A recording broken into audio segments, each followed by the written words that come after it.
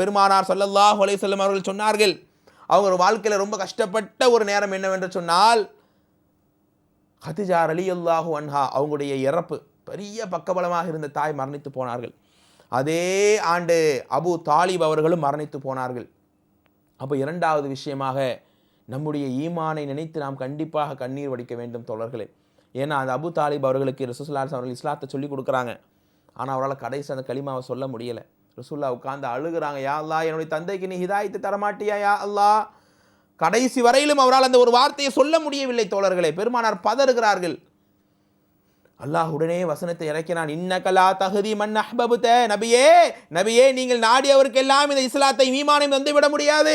வலாக்கின்னல்லாஹ் யஹ்தி மையஷா. அல்லாஹ் யாருக்கு நாடுகிறானோ அவர்களுக்கு தான் இந்த ஈமானை தர முடியும். அப்படியான ஹிதாயத்தை நினைத்து நாம் அழ வேண்டும் தோழர்களே.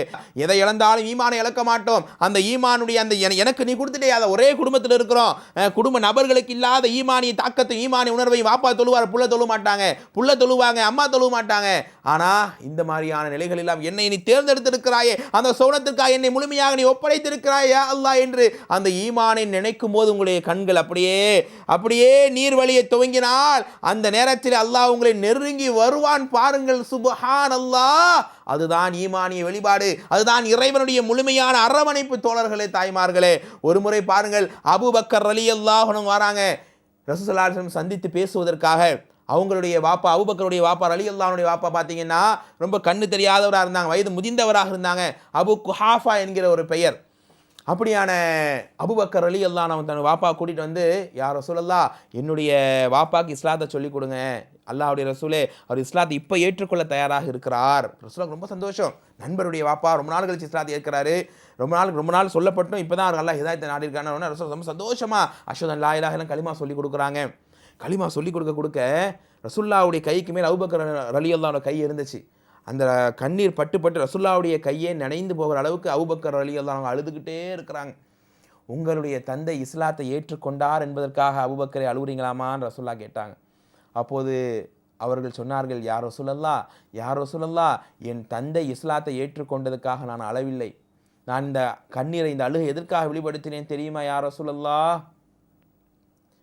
அபு தாலிப் அவர்கள் இஸ்லாத்தை ஏற்காமல் அவர்கள் இறை நிராகரிப்பாளராகவே மரணித்தது இன்றைக்கு உங்களுடைய மனசில் ஒரு கவலையாக அல்லவா இருந்து கொண்டு இருக்கிறது.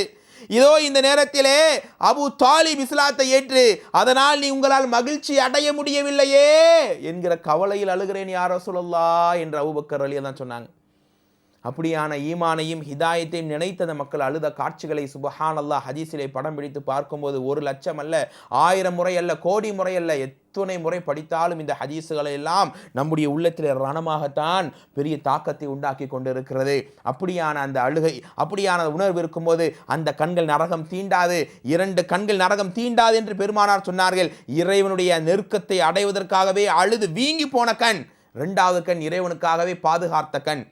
இறைவனுக்காக பாதுகாத்த கண் என்று சொன்னால், ஒரு அஹ்ஸாப் என்கிற ஒரு போர், மதினாவை சுற்றி குழியை தோண்டணும். அந்த நேரத்தில் கடுமையான மதினா குளிர் உங்களுக்கு தெரியும், டிசம்பர்லாம் உம்ராக்கு போனீங்கன்னா தாங்க முடியாது, அந்த மாதிரியான குளிரெல்லாம் கூட இருக்கும். அந்த மாதிரியான ஒரு கட்டத்தில் மக்கள் என்ன செய்கிறாங்க, இரவு நேரத்தில் பாதுகாக்க ஆள் இல்லை. ரசூலுல்லாஹ் கேட்குறாங்க, மைய ஹருசனா ஃபி ஹாதிஹி லைலா, இந்த இரவு நேரத்தில் நம்ம யாரப்பா பாதுகாக்க முடியும்? உடனே யார் ரசூலுல்லாஹ்னு இருட்டில் சொல்கிறாங்க, நானுங்கிறாங்க. ரசூலுல்லாஹ் இருட்டில் யாருன்னு தெரியலை, யாரப்பான்னு என்று கேட்கும்போது ரசூலுல்லாஹ் கிட்ட அவங்க சொல்கிறாங்க, ஆனால் அம்மார் பின் யாசி, நான் யாசிருடைய புள்ள அம்மாருன்னு சொல்கிறாங்க. நான் தான் சொல்லும்போதே அம்மாரே நீங்களாக தான் இருப்பீங்கன்னு தெரியுமா எனக்கு. அப்போ ரசூலுல்லாஹ் சொன்னாங்க, அல்லாஹுக்காக கண் வெளுத்து மக்களை பாதுகாத்த கண்களும் இறைவனுடைய அச்சத்தால் கண்ணீரை ஒப்படைத்த கண்களும் ஒரு கால் நரகம் தீண்டாது என்று பெருமானார் சொன்னார்கள் ஸல்லல்லாஹு அலைஹி வஸல்லம்.